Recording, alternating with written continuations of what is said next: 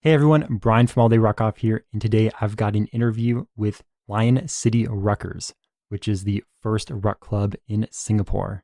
Joining me on the call today is Lenny and Tam from Lion City Ruckers, and we have a awesome and just really interesting call talking about where their ruck club came from, what it's like being a non-USA ruck club, because obviously we have a lot of events within the USA. There's a lot less outside of the USA. And that follows into buying gear as well, where in the USA, we have free shipping.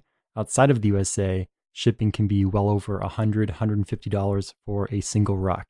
We talk about events they've got planned for 2020, things they've done to grow their ruck club, and it's just a really fun call, so I hope that you enjoy this interview. You are listening to the All Day Ruckoff podcast, episode number 115.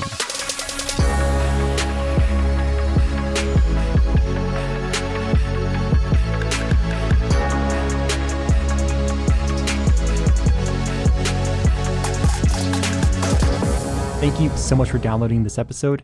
Thank you so much for all the support. I truly appreciate it.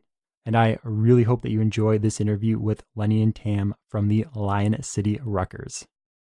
To answer some of your earlier questions of how we got started or how we started rucking. So we did our first Go Ruck Tough in Singapore in 2017 with Cadre Reiki V.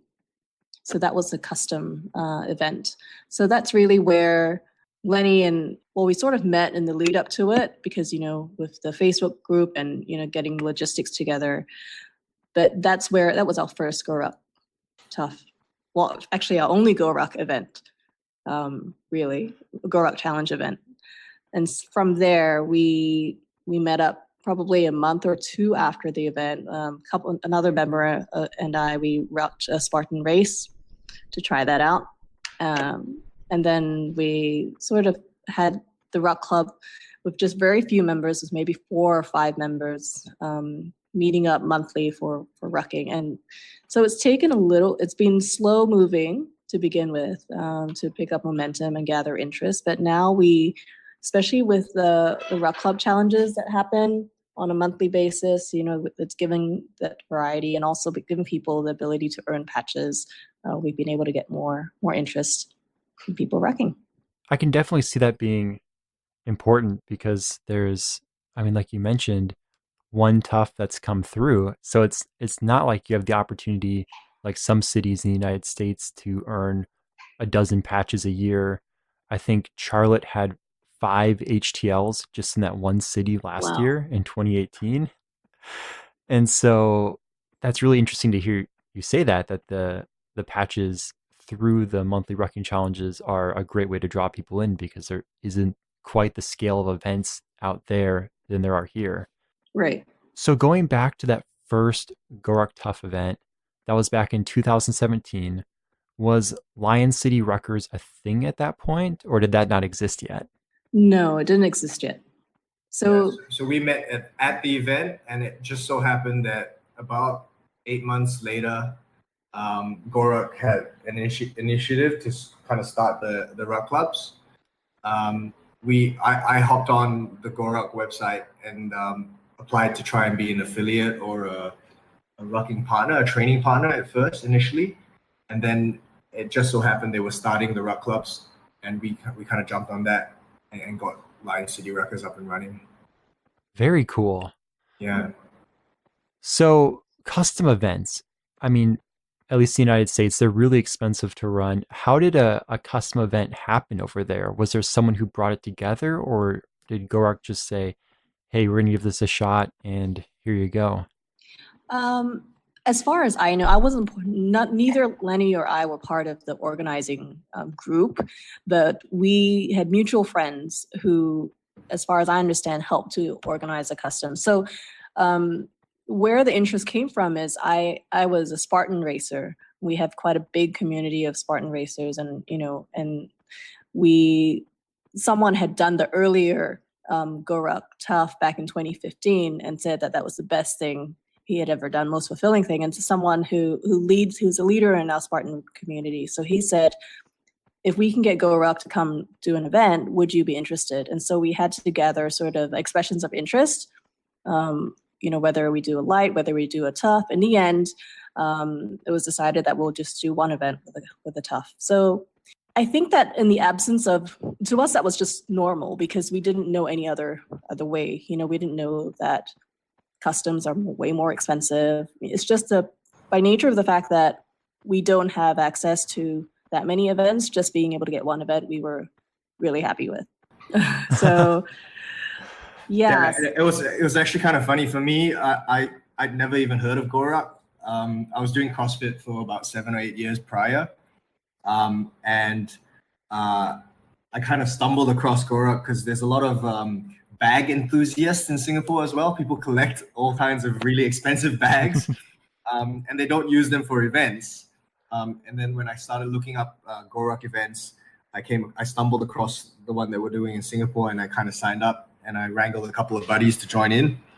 And I guess that was kind of the uniting factor, really, that we all went through the tough, and all but one graduated. And so we kind of, and the ones that continued to want to pursue rucking as a lifestyle choice and as something to go and do together, just banded together and kept going, and we managed to maintain the momentum. Yeah, so our class was 35, I believe.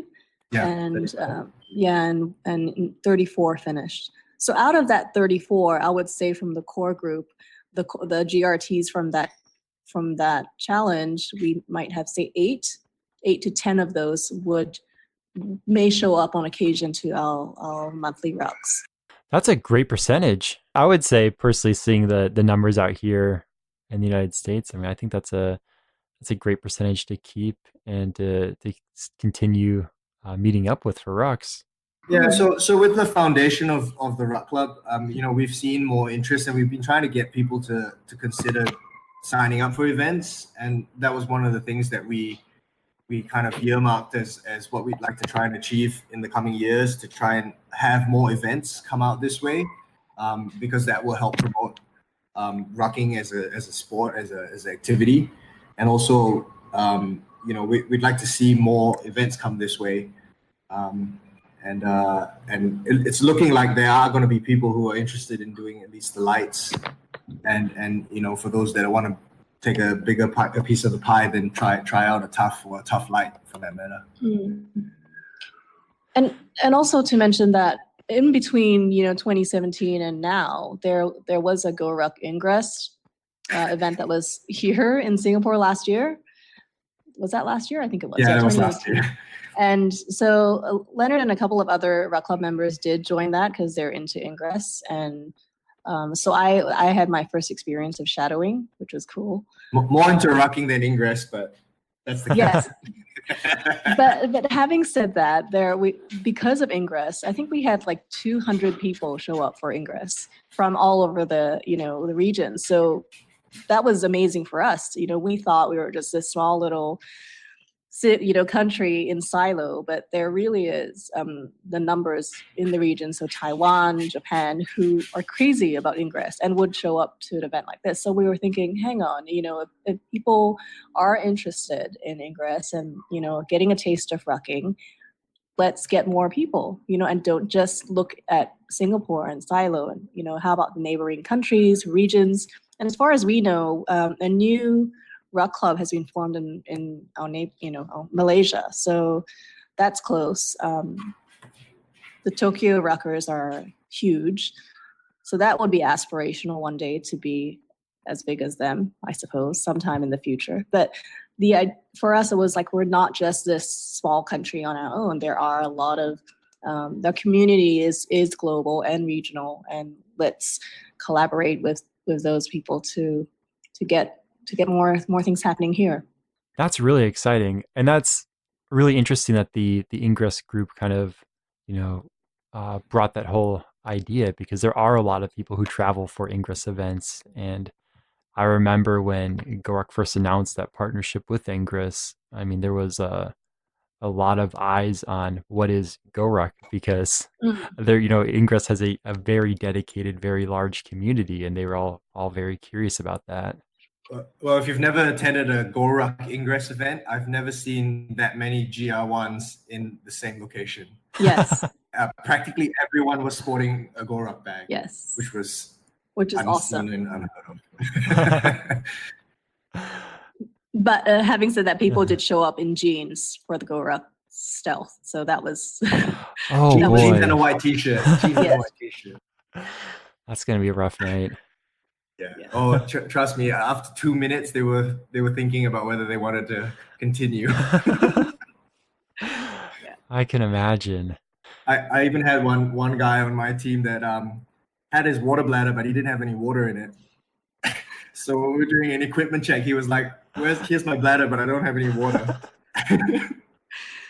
Yeah. So I mean, I think by the standards of Go Ruck, if that was a Go Ruck light, I think that the pain would have been a lot more intense for that. But because it was an ingress, they went a little bit lighter. Yeah. Yeah.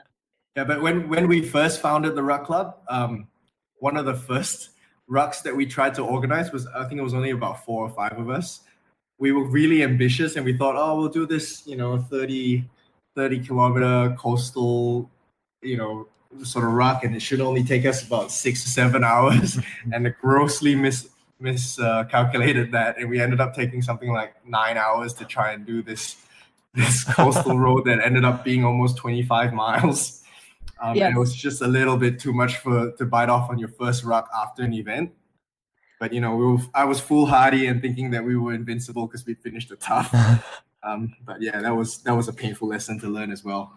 Yes, and the lesson I've learned from that is that Lenny's terrible with directions because essentially we got lost.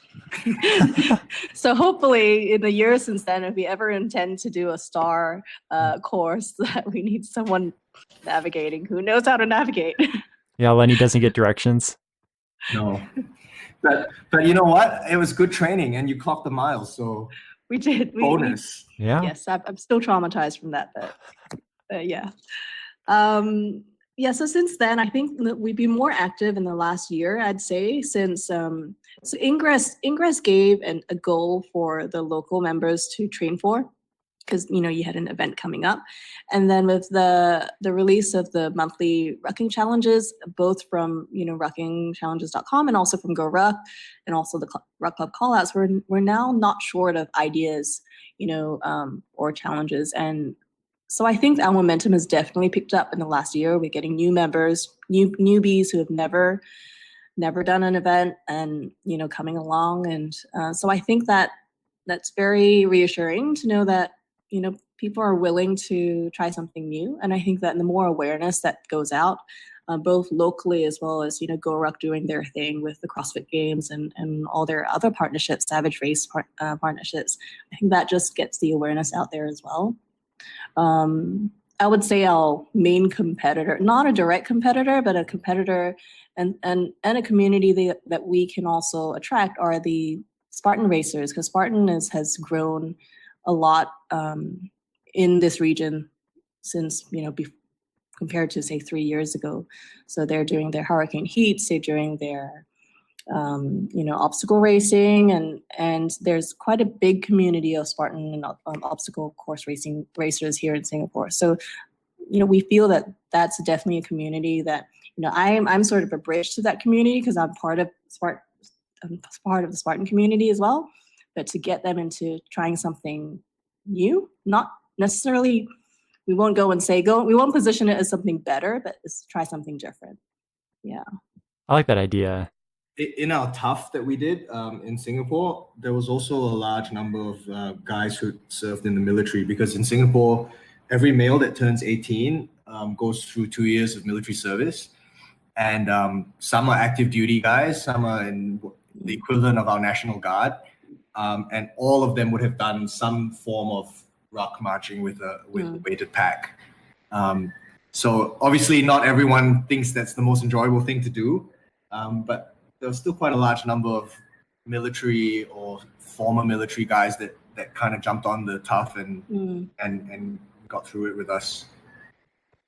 Yeah, so we are seeing interest from also people who are wanting to train for military style selections or or are in units that just want to stay in shape.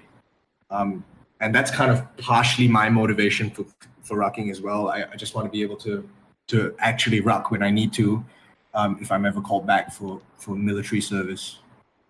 So it's a fun way to get out and meet people and not really think about what you're doing. Yeah, any way you can sneak working out into having fun is. Yeah, exactly. Yeah. Yeah. And I think a common, well, for Lenny and I'll speak for myself. I hate running with a passion. So rucking is my cardio. And the idea of being able to socialize and talk and have conversations and bond while rucking, while doing an exercise without feeling like you're, you can't breathe and you're going to die, that's always good. I don't mind the occasional workout, but I think as a social activity, there's very few things where you can actually get a workout in and actually still conduct a conversation. Some of the longer rucks we've done, you can pretty much be chatting the whole way and you don't even know the distance you've clocked because you're just happily yapping and you're still getting quite a lot of work done with the load. Right. And I really like the idea that you can scale it to your needs. So I mean, if you can carry more weight, then just go right ahead and make it more difficult. But if you need to scale it back, or for like my wife, for example, yesterday was doing the workout without a ruck on.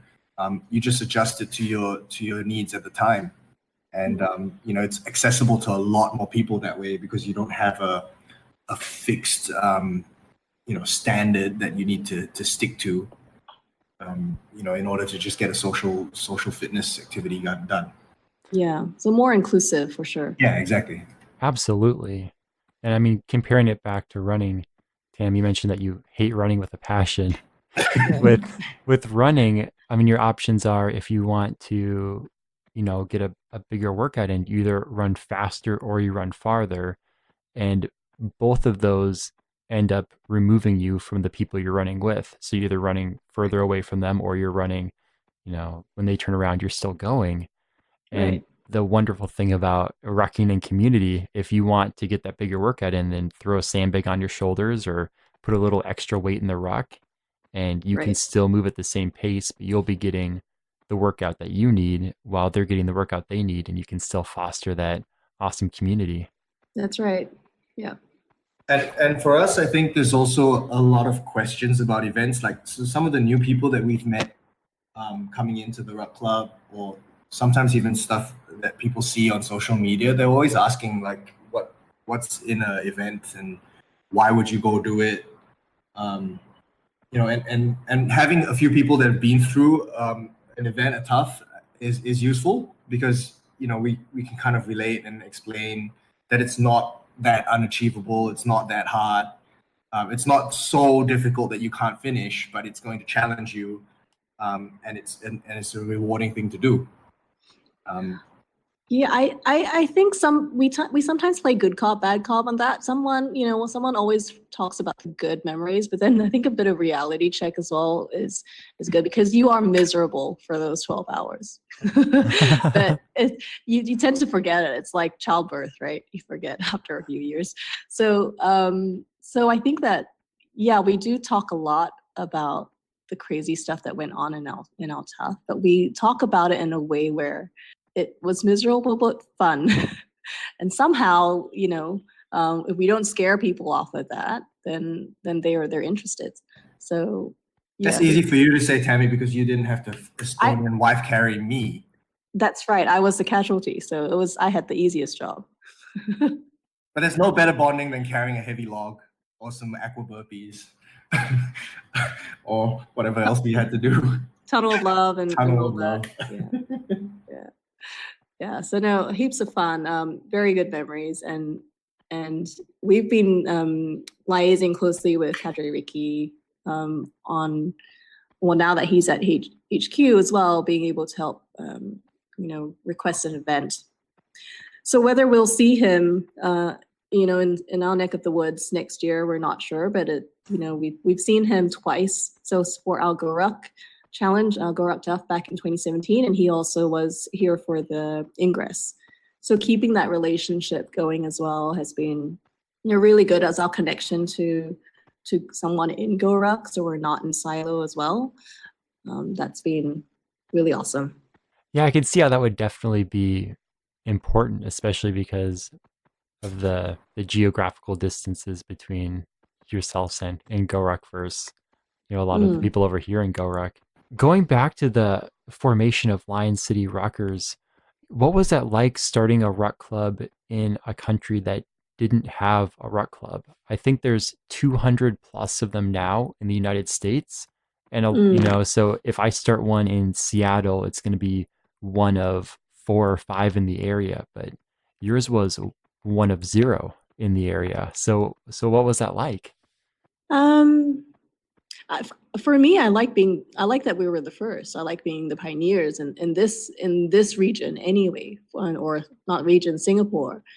Um, I didn't think it was daunting, but I think we were very modest, in the sense that we weren't expecting to have a ruck club of 50. It really was just 4 people calling ourselves a ruck club and, catching up for social rucking. And then bring friends, and yeah, so it wasn't, I don't think we were put off by being the first, were we? We were more like, okay, no one's done it, so let's just go and get it. Well, I mean, when we first set it up, obviously we'd have to take everything in relation to our location and the size and the expectations. I would fill in a few surveys from HQ from time to time, and they would always ask me how many new people have joined. And I'd always feel like, if I'm only writing 1 or 2, that we're not really succeeding as a ruck club. But I guess, like Tammy said, it's not really the point of forming the ruck club. It was more just about having a place and an avenue to get together, do some rucking and enjoy some beers after, and also create that platform for other people who might be interested but they don't know about anything about that yet. And over the course of forming it took a while to gain some traction and momentum, but we're starting to see more interest and people daring to try. Um, yeah, so I don't know if I would say it was daunting at first, but it definitely was slow going at the start, and we kind of just kept up with our own rucks and persisting on meeting up and going out and doing these workouts, or going out and just doing a long ruck, and making sure that we kept the social aspect going as well. And then from there we started to get a little bit more traction, and also, I mean, kudos to yourself and HQ as well for recognizing us as a rock club. And just kind of every little shout out we get draws a little bit more awareness to the fact that there is a rock club in Singapore. And for a long time we were one of the few in the region of Southeast Asia. Apart from Japan, there was nothing. Yeah, so I think it was slow to start, but I'm glad we did.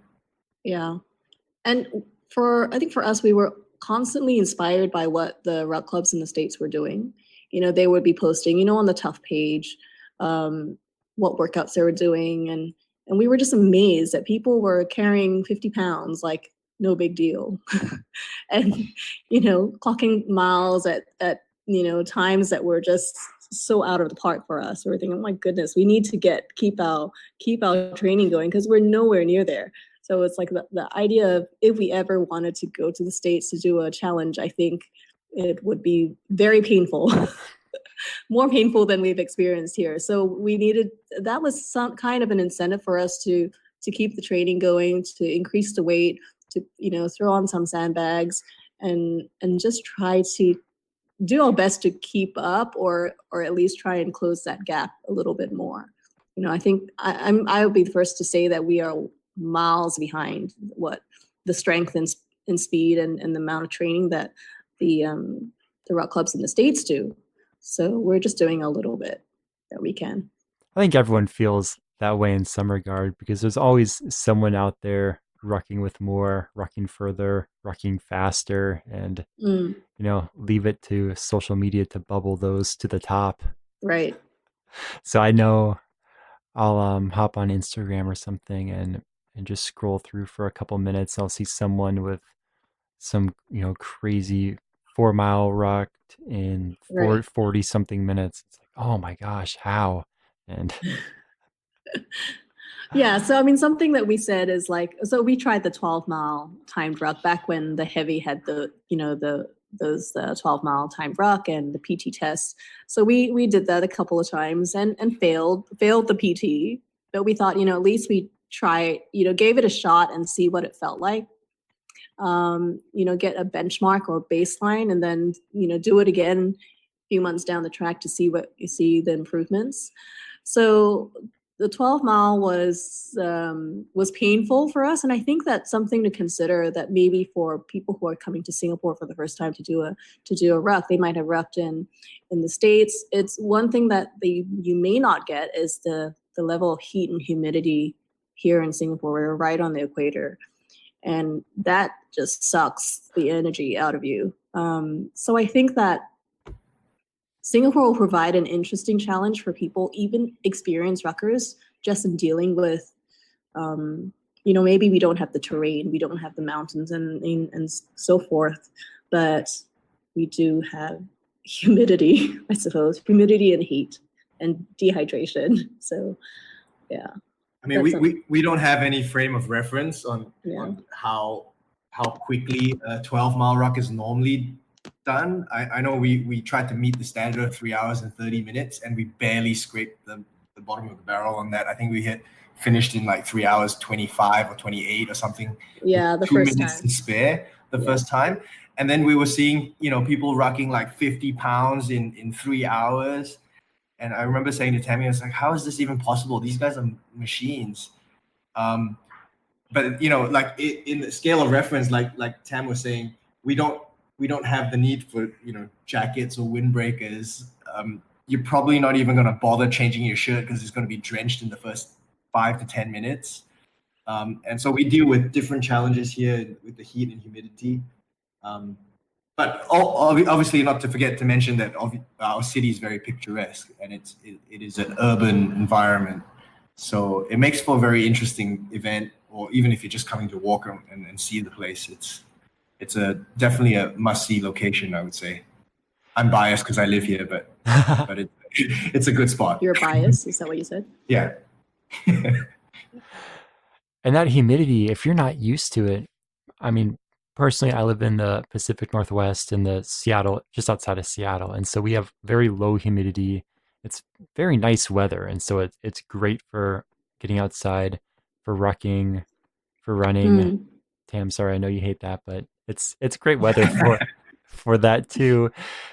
But I notice even just within my travels within the United States that I'll go to a spot that has more humidity, and it's just an entirely different beast getting out there and rucking.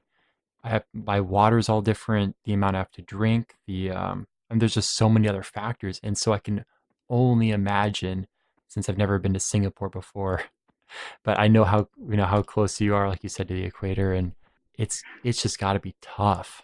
I mean, as a reference, our humidity is anywhere between 85 to 95%, which is the equivalent of standing in a sauna room, and just dousing water on the hot stones for an hour, and you basically every breath you're taking is 85% to 90% of water, and it's hard to breathe. It's hard to stay cool, and sweat doesn't evaporate that quickly, so you end up feeling the heat.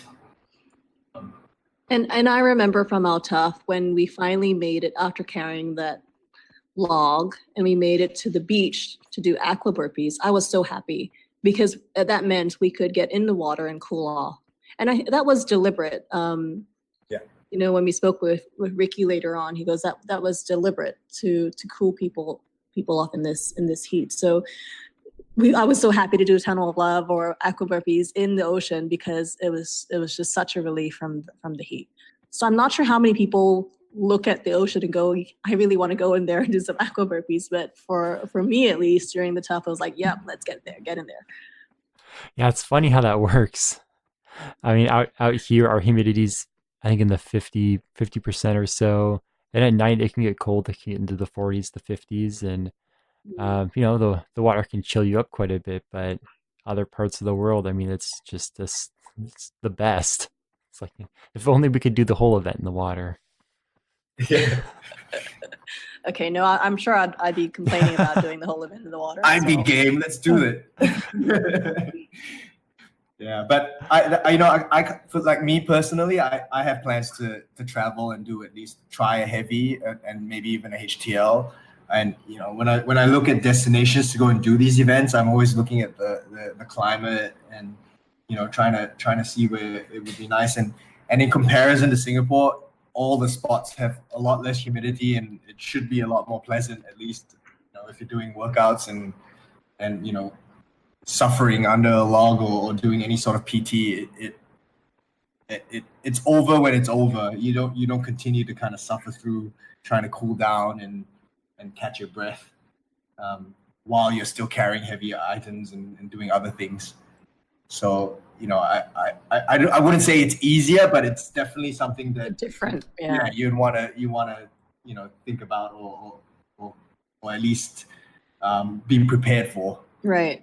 Right. And I think as a frame of reference, I mean, in my Spartan days, we traveled and we went to Australia to do some of the races, and the terrain was, much more challenging, but the climate, the weather just made it so pleasant.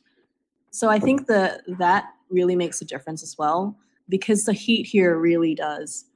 It can suck everything out of you. I remember when the morning of our tough, when the sun came up, that was probably the hardest time before the index, was the heat, dealing with that heat after we've been going all night. It's warm at night, but at least, once the sun came up, it was, my goodness, it was challenging. That was challenging.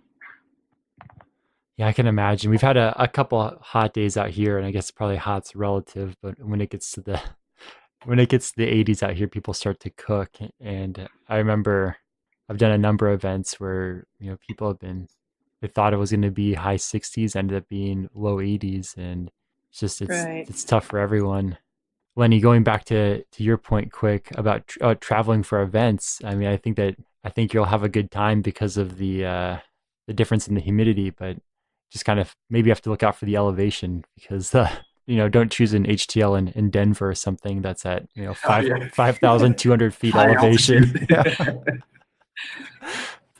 That's it. Yeah. So I mean, we're really keen to get some of the Aussies and people in Japan or in the region to come and give a Go Ruck event in Singapore a shot, because they may have already experienced other events. So it would be really great to get their feedback or their comparison of how it differs for them. And it sounds like for this coming year, for 2020, I mean, that might actually be possible, because if I recall correctly, there is going to be at least one event out there. Yes. So there are 2 Tough Light weekends planned for Singapore next year. We're still in the finalization of the details and the patch design. So this will be as far as I know, will be the first time we'll have a Tough Light in Singapore. So I think that for the people who have done the tough already, the challenge would be to now do the tough and the light. And then the light is great for getting the newbies who have been joining our ruck clubs, or just beginners interested to try something smaller, not necessarily easier, but not so daunting, perhaps. Yeah, a light can definitely can still be a difficult event. It's just a shorter time frame. Right. That's really exciting, though. So the potential for 2 Tough Light weekends. If you don't mind me asking, how did that come about? Because it sounds like there's kind of been a deficit, so to speak, of events in the region before that. Right. So it was working with Ricky. So we've been in communication with Ricky on and off the last couple of years, and when he came for Ingress last year, we sat down afterwards, had a meal, and he was talking about what do we want our ruck club to do, and what do we want? And we said we want another event. And he said, how about a heavy? I was like, oh my goodness, no. Thinking not a heavy.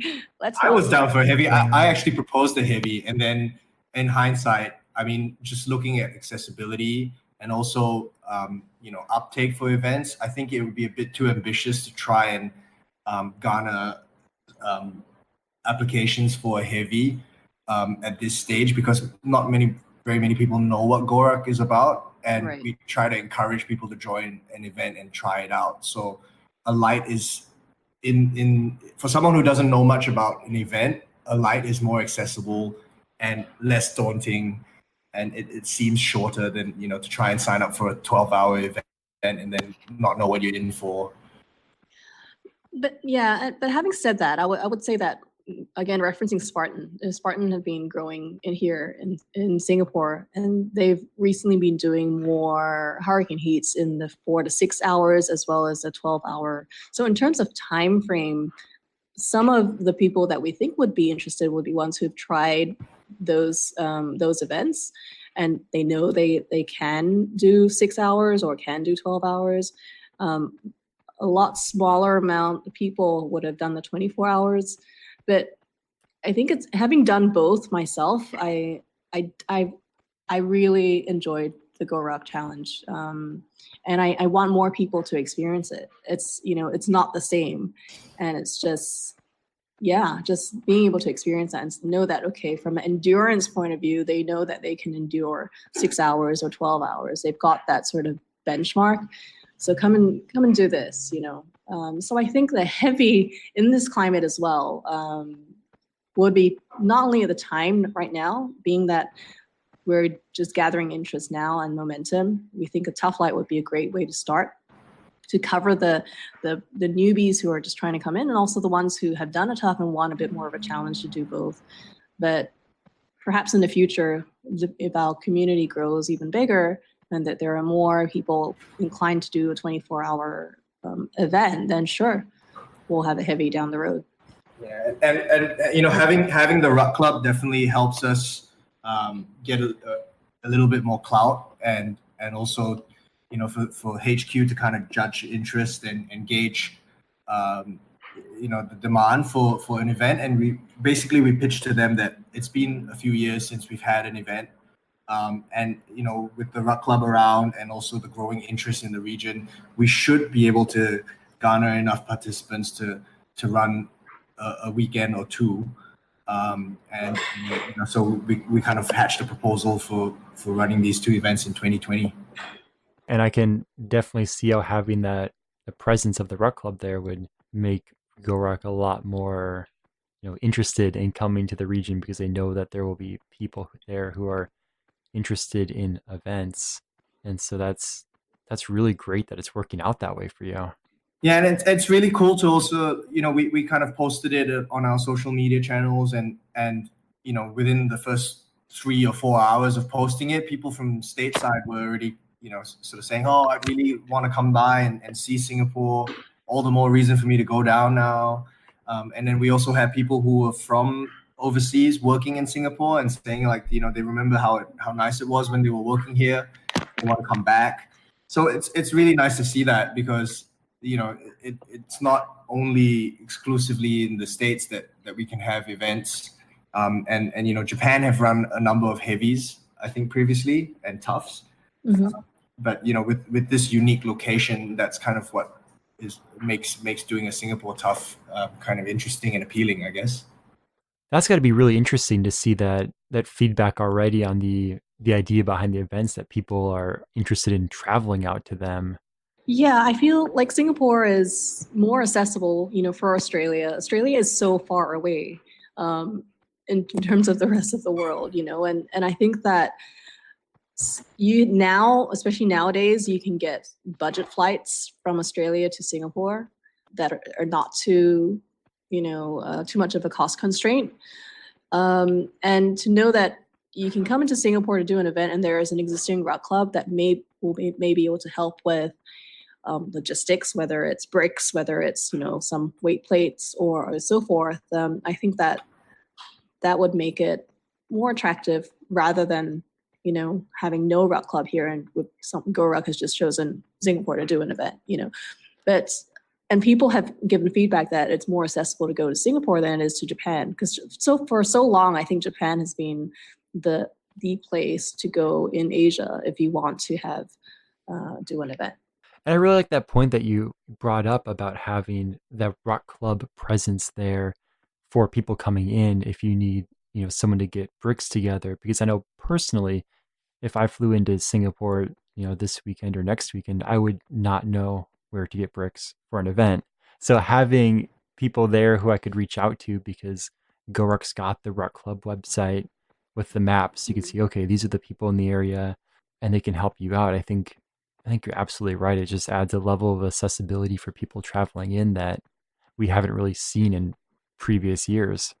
I'm excited about that. We're really hoping that it will be a sort of destination that people would like to come to, and, not just to do the events as well, but as a travel hub within Southeast Asia, Thailand, Vietnam, Indonesia, Bali, these are all destinations that are within a 2 or 3 hour flight away from Singapore. And budget flights from Singapore to these destinations is not, it'll cost you maybe $300 to $500 depending on where you're going. So that's about 300 USD. So if you're coming to Singapore, don't just look at Singapore as the final destination, but also a transit location for you to go to other places and explore. If you're in Southeast Asia, you may as well take the time to come and explore some of the different destinations that are on offer. Which brings to mind a story from our GoRuck challenge in 2017. We had a participant, Frenchie. We know him as Frenchie, and he was one of our participants. So he happened to be in Singapore for a business meeting, and on the Thursday he heard about the GoRuck event, and he signed up Thursday night and turned up the next day, the next night, for the GoRuck challenge with a $50, backpack that he got from some sports store and some runners, and he borrowed the weights from his hotel gym. Borrowed in inverted commas. Yeah. And he showed up. Like, he was like, cool, I didn't know there was an event here. I'm keen to do it. So he was in a tennis t-shirt, I believe, a polo tee, like a tennis polo tee. Yes. And shorts. Well, he survived. He survived, with this, this, nylon sort of loose, floppy backpack. He managed to, but so that was really inspiring, actually. You say, okay, you can show up in Singapore and go, hey, you know what? I want to do an event tomorrow, and manage to rustle up the equipment that he needed. So it's totally possible. That is inspiring. It's so interesting because, it kind of also points to just how mental some of the GoRuck events are, because that's he didn't really have much gear planned for that, short of looting his gym at the hotel for weights. But yeah. So he wasn't the one person who didn't finish the event? No, he finished. He finished, yeah. Yeah. So Impressive. The person who did finish was medically dropped about 7 hours in, I think. That's always so rough. Yeah. But she would be keen to do the light. She would be keen to give it another shot and do the light next year. Yeah. So besides Frenchie, have you had anyone else, fly in and meet up? Yeah, actually at our TUF we had another American who we later found out was actually shadowing the event to be cadre in the future. And he was quiet the whole time through. He didn't say anything about it. But he was fireman carrying people and helping with all the heavy weight. But Grant came in from Japan, right? I think he was stationed in Japan or Korea, and he flew in for that event. So we had some from Brunei. Lawrence was from Brunei or Malaysia. So regionally there are people who travel in. Yeah, Malaysia. Yeah. So we do have people coming in from around the region. And I think with the lead time, now that we know that we're going to be having an event next year, we're hoping that we can give people as much lead time as they can to sort of plan the trip out, because we know, of course, it takes a little bit of planning, and to kind of sort out some of the logistical things that you might need to support it. Right. And that's the thing. I think this time now with the 2020 calendar being dropped, where there is a heap of lead time, there should not be an excuse that, oh, I don't have time to plan for it. Because I think for our event, I only signed up a month before, and did my first ruck with a weight at a half marathon 2 weeks before to give it a shot, to see what I had signed up for. So I think this time around that and with the Ruck Club, with the monthly rucking that we're putting on, that there's definitely a lot more preparation available for people who've never done it. Yeah, so if Tam can do it with no preparation at all, anyone can. It helps that I'm a perfect casualty, so. Yeah, no preparation at all. It might have helped that, what'd you say, you ran Spartan races for 7 years before that? Just casually sign up for a tough. Why don't you? Yeah, but I will say that my 2 weeks before the event, I did a half marathon with the ruck, and I found that more miserable than the tough, in the sense that when you're just rucking and just carrying weight, all you are aware of is that weight on your back. But during the event, the weight on your back, it becomes one with you. You almost don't even notice it because you're so busy carrying other stuff. Carrying the additional weight, helping the log, or rotating with someone. So that, for me anyway, I didn't even notice. I definitely noticed the next day, but during the event, you weren't so fixated on how painful your shoulders were, because you're kept busy with tasks. Whereas during a half marathon, all you're doing is walking with the weight on your back. All you keep doing is looking at the minutes pass by and go, this really sucks.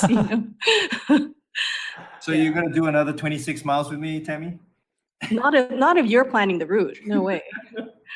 Because there'll be probably 40 miles. I was gonna say, if Lenny's planning the route, he's planning 26, and it might end up a little longer. Yeah. So on that note, we leverage on our Ruck Club members as well. So some of them are really good with route planning. So we might say, hey, we want to do this, and then we'll reach out to our core group of members, and they'll help with, suggestions for route or suggestions for endpoint, which is always important. Like where are we going to get some food and social together? So yeah, it's not just the two of us. In fact, Lenny is the designated Ruck Club leader. I'm just helping him out. And then we actually have our other members who are really all just pitching in to help out, whether it's, designing the logo or getting our flag printed. It really is a community effort.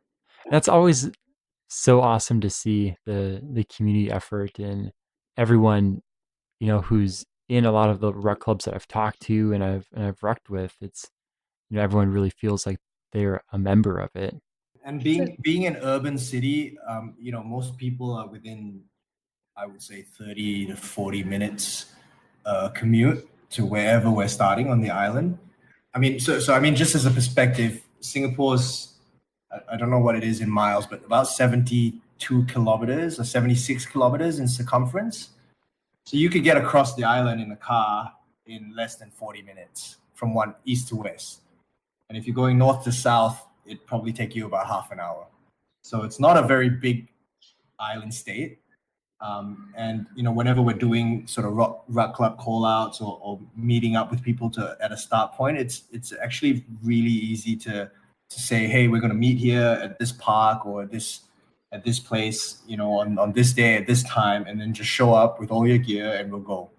And that's usually how we organize, the weekly rucks or the monthly rucks. Mm-hmm. And then, whoever wants to turn up and show up, and it's been pretty easy and good to see people, bringing friends and showing up and doing the work.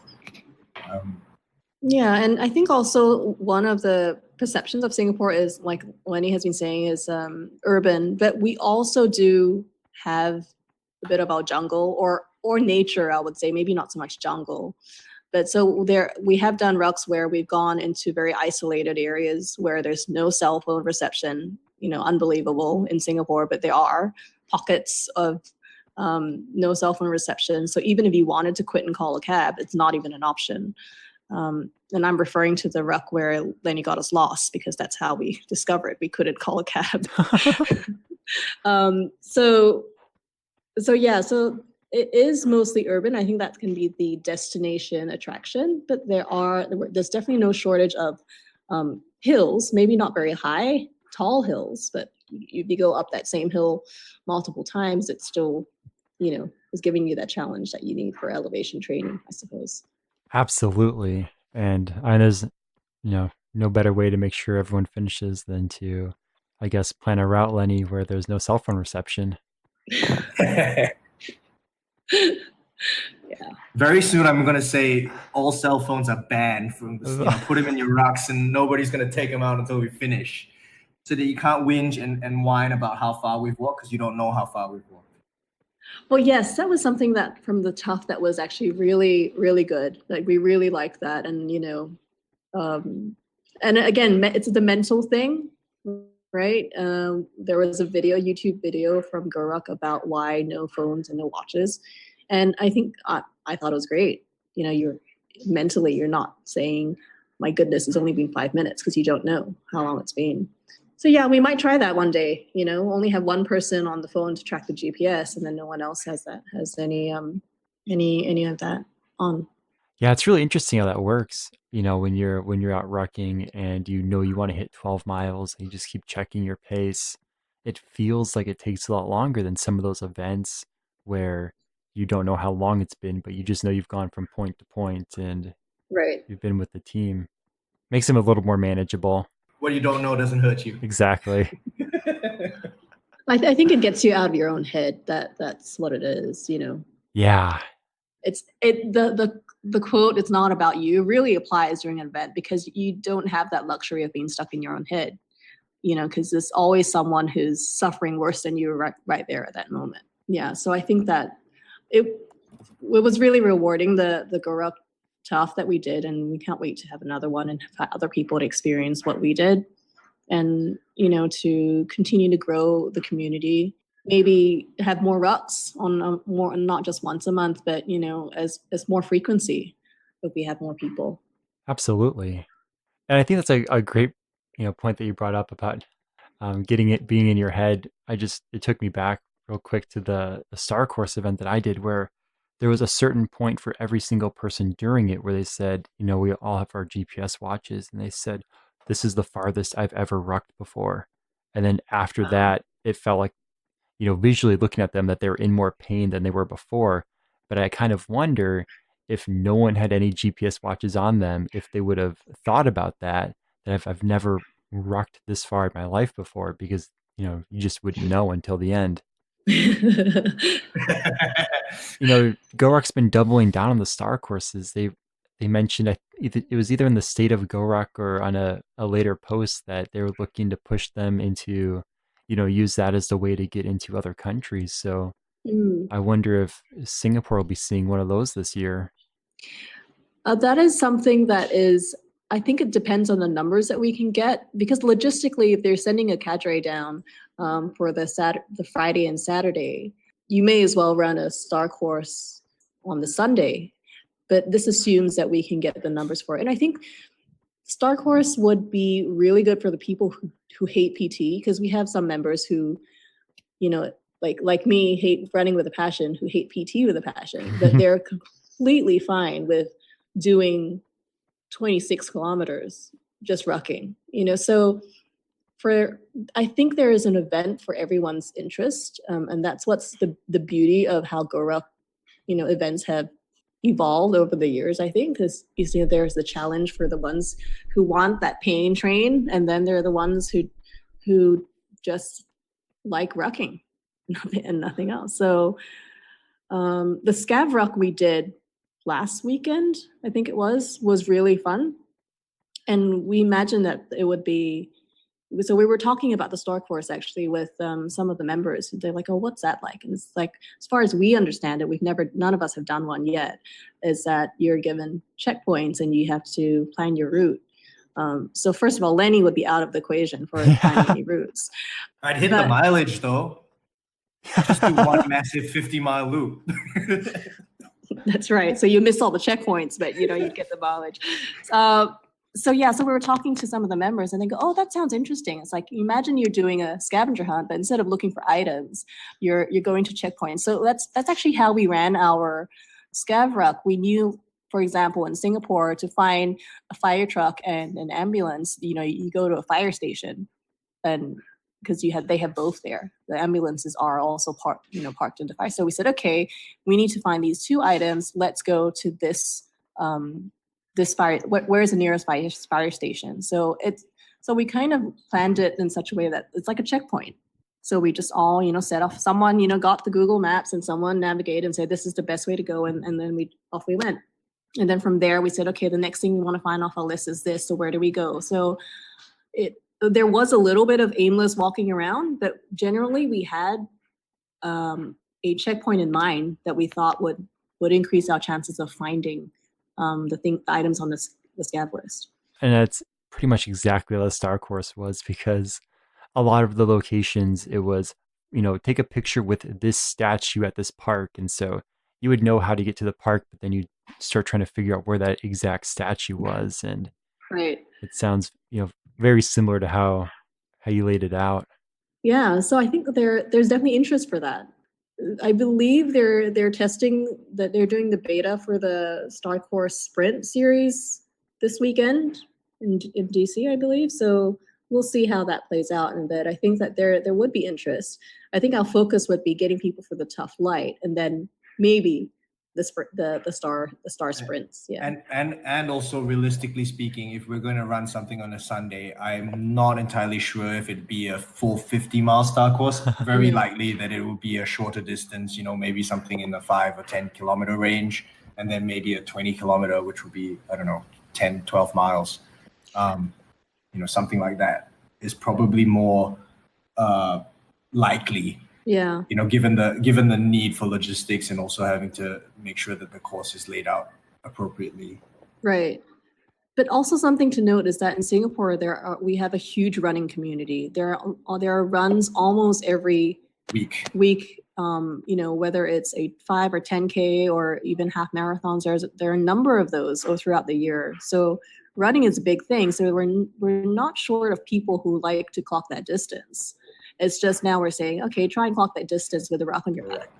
Yeah, and that's a great point, because the PT, like you mentioned, there's people who hate PT, and that just kind of, it takes the event in a different direction. But the Star Course event is just the pure rucking. I mean, it's very, you can market it in a very similar way as races are marketed to the running community. So I think there's a lot of overlap there.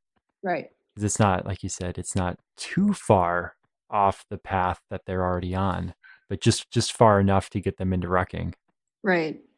Yeah. Just as an aside, I'm also actually in discussion with some of the bigger running events here in Singapore to see if they would be interested in having sort of a small rucking division. I mean, at this point in time, we're not looking at more than 20 people, but I've tried to sound out to them that we do have people who would be interested in doing clocking a half marathon, for example. Just as long as they don't have a time cutoff, and they're allowed to just kind of ruck the event, whether they'd be interested, in getting more interest and more participation through that channel.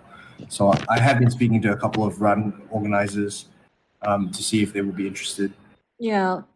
So on that note, my training for the Ruck Tough was to ruck a half marathon with a buddy, and that was bearable. But I think the challenge or logistics in Singapore is that the roads and the run tracks are very narrow.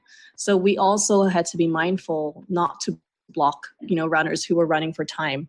Be able to have a rucking division, maybe at a different wave or different start time, so we don't cause any traffic jams with the actual runners who are clocking for time. Because some of the runs that we have in Singapore are through trail runs and through the bushes, and it's not a very wide space for ruckers. Yeah, and there's one of the other cool things we've also done is all these virtual fundraisers. So we got quite a lot of support from Travis Manion Foundation this year, and they were really awesome with just having us come on board and helping me set up a registration link for people in Singapore who were willing to do the Travis Manion Ward.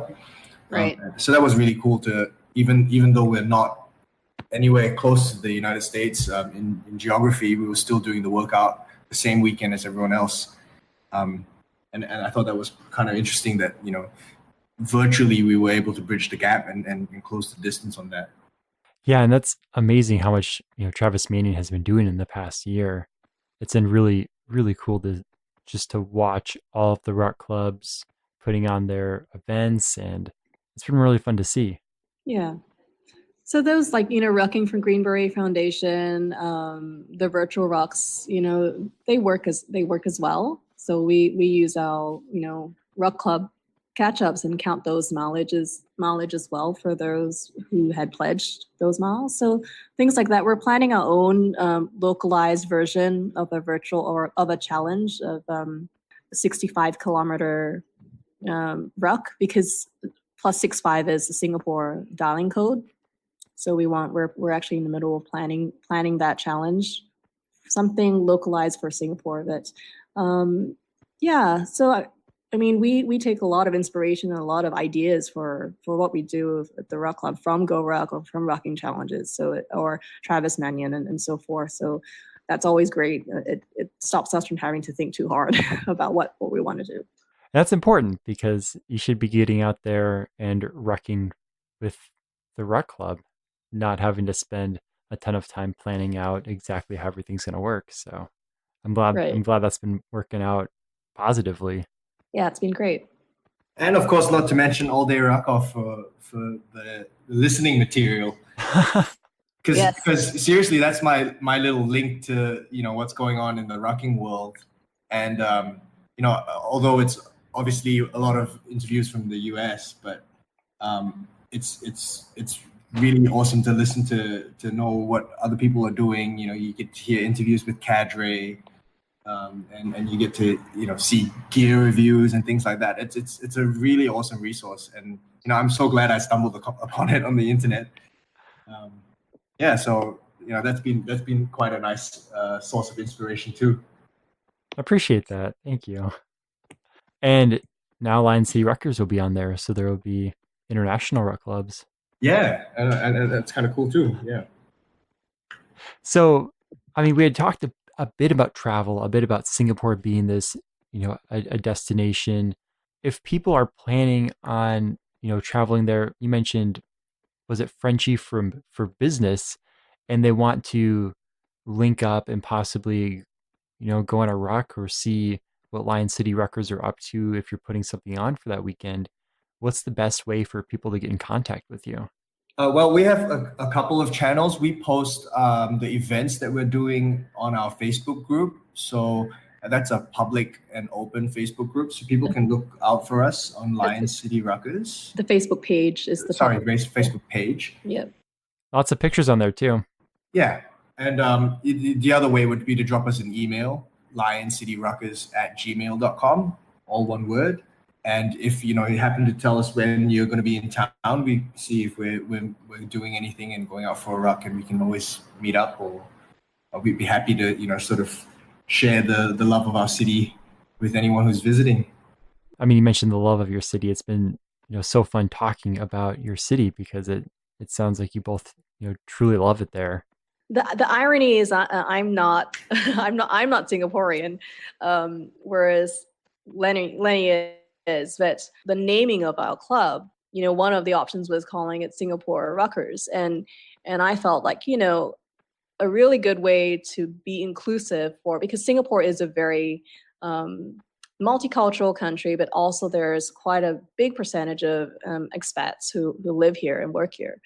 So I thought Lion City would be more inclusive for people who are not Singaporean, so such as myself, who live here and can still identify and bond with a community that's not necessarily Singaporean ruckers. So so the love of the country, I think Lenny really helps to fuel that just on his knowledge of the what's around, and our local members as well. But the Lion City name is intended to attract all sorts of people, international people as well, people who are working and living here, people who are visiting and want to come and check us out. So to answer your earlier question of how do they find us, Facebook, Instagram, emails, generally, even on Messenger, if it's Instagram Messenger, a DM or a Facebook Messenger, we monitor all those channels and we'll respond. Yeah.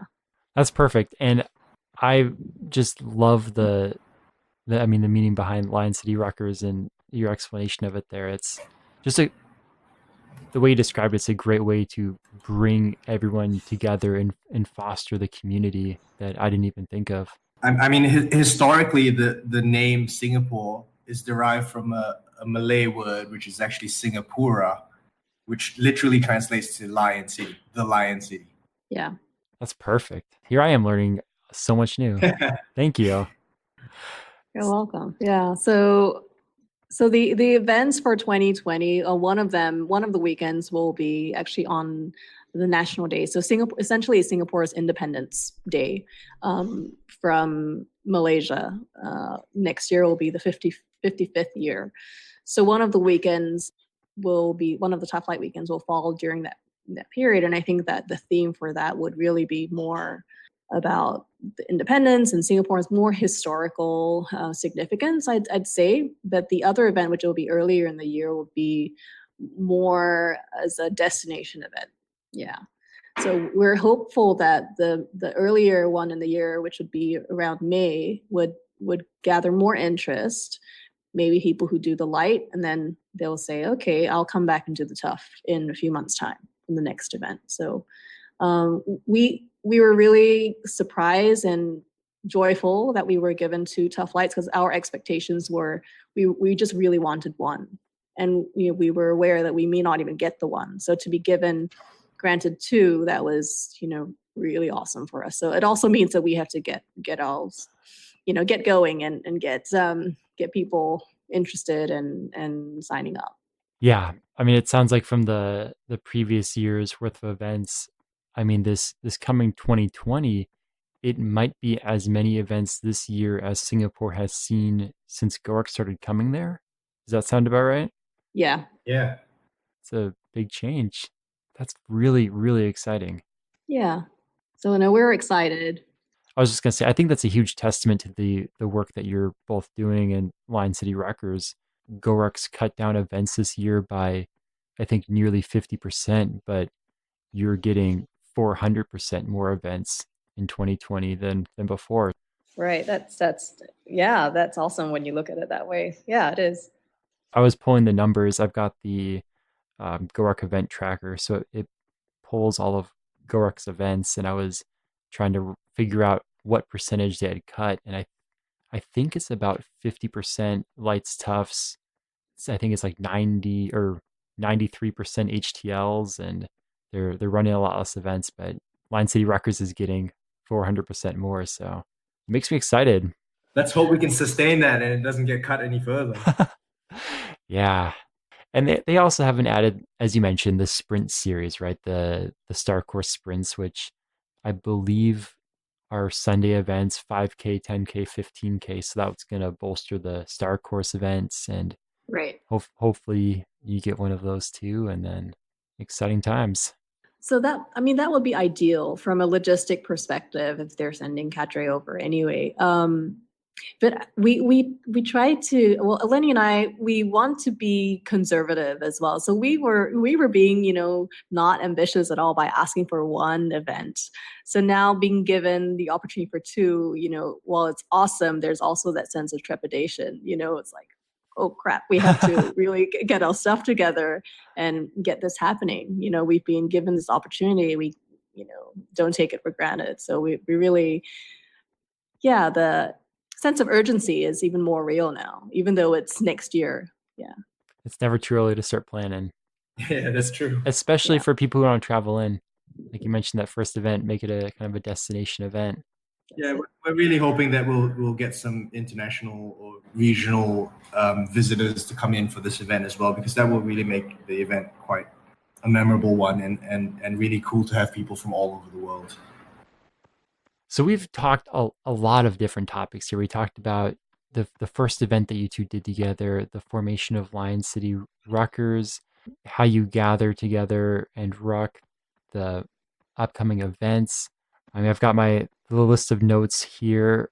Is there anything that we might have missed that we had talked about, kind of earlier before this call that we want to make sure that we get in here? Oh, I think you mentioned about gear, about shipping. Oh yes, thank you. So you mentioned at the stealth, the Ingress stealth event, that there was the most GR1s that you'd ever seen in one location at a time, and Right. GoRuck international shipping notoriously expensive. What's it like trying to get gear in Singapore? So typically we because GoRuck now ship everything free within the states, right? So we tend to consolidate our orders together. So within the Ruck Club, we'll say, someone wants to order this, whether it's apparel, whether it's gear or shoes or boots. I mean, we'll consolidate orders and then use a shipping forwarder. So the warehouse is actually based in the States. So we don't pay any fees to GoRuck for shipping. Then we use that forwarder to ship it to us either by plane or by boat, depending on what we're ordering.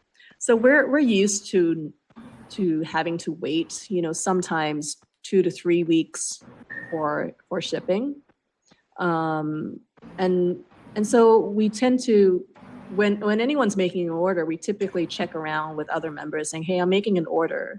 Do you want to get anything?" Then we can do the shipping together. So it's not a perfect solution, but it's what works for now. But yes, we do not use the international shipping from the GoRuck site. Yeah, it's ridiculously overpriced compared to a shipping forwarder, but we do have to wait a bit longer, which is okay.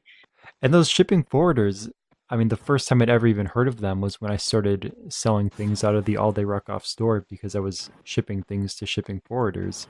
That's just such a cool idea. So you found that's been working out pretty well for yourself? Yes, so there's quite a number of them. I think at one point, one of them was blacklisted by GoRuck because I think some parcels went missing or apparently never showed up. I personally have never had any issues with any of the forwarders. Items arrive. I've even had bought patches off Rock Mall and got them to send it to the forwarder, and it's worked. So I think we do hear some stories of people having bad experiences with forwarders, but it's the luck of the draw, I guess. There is also a downside to some of these things, which is first of all they charge volumetrically. So what that means is there's a baseline they'll charge for the size of the parcel, and if it's packed in too large a packet, then it costs more to ship volumetrically, and also if it's a minimum size, it'll still be charged at a minimum weight of 1 kilogram. So depending on the weight and the volume of the package, right, they determine how much they're going to charge that. So that's why we try to consolidate orders, because if you're going to pay for, the equivalent of 3 kilograms of shipping, we may as well fill a box with a couple of rocks and other little knickknacks that we want to throw in there, and they'll actually repack that for a small fee. Yeah, into so one giant box. yeah, so they can as an option to get them to repack. The risk is they open the packages. So I didn't realize that in the first, say 2017 when we first ordered rucks, we didn't realize we got stickers with our rucks because it got repacked and we never received the stickers, So it wasn't until the tough page was saying, "Oh, look at these stickers." I'm like, hang on, how come we didn't get the stickers? So some of those things might have, got taken out. Who knows? But generally, it works for us. The biggest challenge is getting the plates. So yeah. So if anyone in GoRuck Nation ever want to travel to Singapore, we would really appreciate if you can help us bring in the ruck plates, because that would be quite tough to get here. Yeah, I imagine that the ruck plates are really expensive through those mail forwarders, and that's kind of sad that you didn't get the stickers. But it's also I've kind of humorous because I imagine you show up at that. If you ever went to that mail forwarder spot, they probably have about 30 Goruck stickers on the wall or something.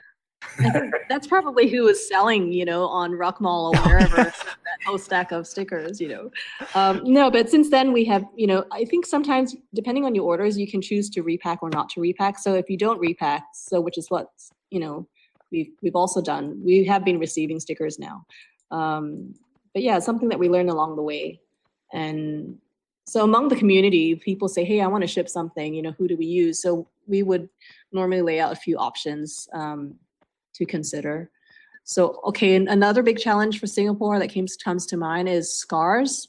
So if there's any damage or any issues with the rucks, the idea of sending it to scars, we're looking at, maybe $150 to ship the rucksack back to scars from Singapore. So that's probably a big challenge for people who own Goruck gear. So the recommended solution is find someone that who's going to the States and get them to take it to the States and then ship it domestically while they're there. So that's probably another challenge for ruckers or Goruck fans of Singapore. Yeah, that's something that's really interesting because, living in the United States, the lifetime warranty is amazing because I only have to spend maybe $14 to $20 to ship my ruck to Goruck, and then they ship it back. But internationally, it's just a whole different ball game. Right. Yeah. Tam is saving up for a brag heavy, which she'll finish, and then she'll send her ruck in for scars because she plans on bringing all our gear over there to get it scar repaired. First of all, the brag heavy was a lie. But I would be cool if someone wants to sponsor me to go to the States. I'll bring all your rucks for you. If there's enough of them, it might be cheaper. I'll do it if you sign up for selection then. Please. You won't even have to pay to ship them to Goruck if you sign up for selection because that's happening right in Jacksonville. You can just drop them off at the doorstep. Yeah. Think of all the money saved, Tam, if you signed up for selection. I said to Leonard that if he wants to do selection, I would go there to support him. I would go there and be the cheerleader and then laugh at him when he suffers. Well, we are planning hopefully one day to attend the Ruck Club Leaders Ruck that's organized once in a while.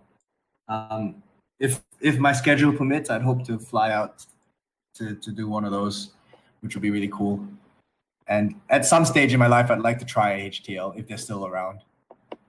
But yeah, so we kind of try and consolidate our travel plans or shipping to try and skimp on whatever savings we can make.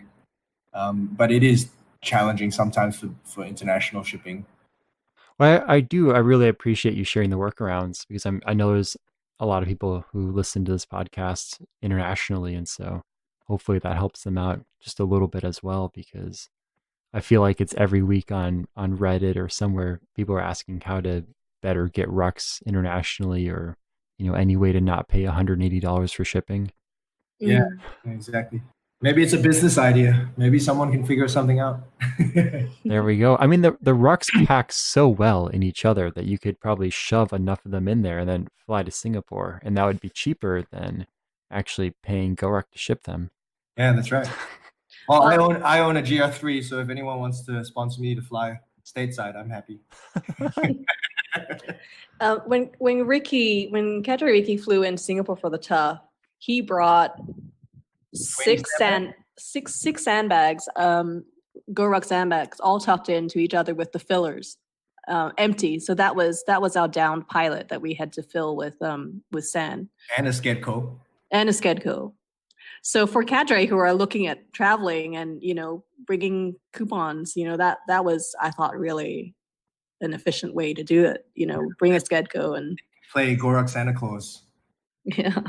Oh yes, that would be good too. If you can add the cadre to bring gear that we want to buy, then sure, that would be awesome too. Yeah, if Ricky's coming back, hit him up.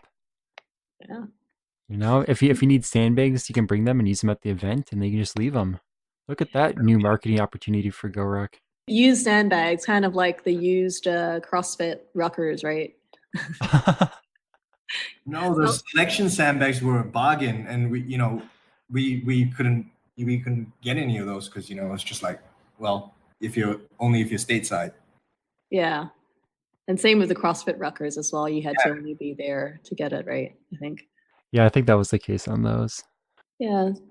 So all in all, we're a happy little Go Ruck fan club here, and Ruck Club.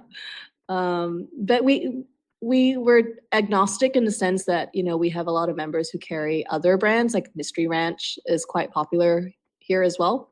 I can't recall other brands, but Mystery Ranch comes to mind. Yeah, you got 511 Tactical. You've got people. Some people have quite a lot of money to shell out on packs. So there's a lot of people who carry very expensive bags here, and if you hop on any of the other bag forums, like your everyday carry forums and things like that, you'll see there's a lot of Singaporeans on there, but not everyone's using it for a rucking event or for rucking. And so I guess that's what kind of makes Go Ruck packs very unique. But yeah, we've got people using all sorts of gear. Frenchie is the classic example. I think if he could, he'd probably just show up with a garbage bag and throw everything in it. Yeah, he was dressed to crush that event, and he did in his tennis tee. So what that means is it really doesn't matter about your gear doesn't really well. It makes it easier. It does make it easier to strive in the event. On that point about gear, I was just speaking with one of our members last week. We were talking about some of the stuff that we got off the All Day Ruckoff store. So I'm a big fan of the reflective patches because they're just good for safety, and it's easier to just throw one on the patch, on your Velcro patch, when you head out. And everyone always asks me about my ruck handle when I put it on, and we recently were talking about one of those hook loops where we can hang our hats and stuff off the back of the patch. The patch. Yeah. Loop. So like all those little things have made it so much easier to just get your gear customized to how you want it, and it's a relatively inexpensive customization if you're looking into it. So a big shout out to those things because they're really helpful. I find them phenomenal. Yeah. So I put the All Day Ruckoff reflective patch on my son's Kid Ruck. Yeah. So he brings that to school, and he's 6. So I wonder what his friends think All Day Ruckoff means. And Tammy and I both have pace lids as well, right? Yes. Yeah, we've got some pace lids. So the little extras go a long way, and it's kind of a cool thing to have. When you're out rucking, and depending on how you want to set up your ruck, you can throw stuff on and changes it a little bit. It's cool.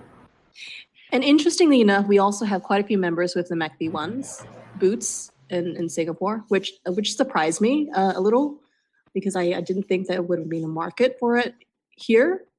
But there are quite a few. I was gonna say that humidity. That I kind of wonder with a black leather boot how that would all play out. Yeah, they're not too bad compared to the military boots that we use. They're like half the weight, so they're actually pretty comfortable. I wear them when I ruck, unless I'm doing PT. Yeah. Yeah. So we've seen the coyote suede ones as well as the black leather ones here. There are a few of them happen. They're definitely not so good on muddy slopes. That's for sure. Yeah. That is very true. Very, very true. I did a little slip and slide once. Yeah, I think that's happened out here a bit with it rains a bit out here in Seattle, and yeah. I hope I get out to Oregon or Seattle way someday, and maybe I'll go hike some of the trails over there. Because it's really beautiful. Great, beautiful trails out here. So, and if you ever do come out, let me know because I can drive. Yeah, for sure. That'd be fun. Well, thank you both so much for taking all this time and making this whole time change thing work. It seems like it wasn't the absolute worst for you since it's kind of the morning over there leading into the mid-afternoon, but I really appreciate this. Yeah, and likewise appreciate you reaching out to us and giving us some time, and we really enjoy talking. Before we go, is there anything else that either of you wanted to mention, to say, or anything that we might have missed? Just want to give some last chance opportunities. I just want to personally thank you for what you do. I think I really enjoy listening to the podcast, and I hope you can continue to put out great material. And, if you haven't already listened to some of the back episodes, you should really go down and have a look through, because there's some really great information on there and some great interviews too.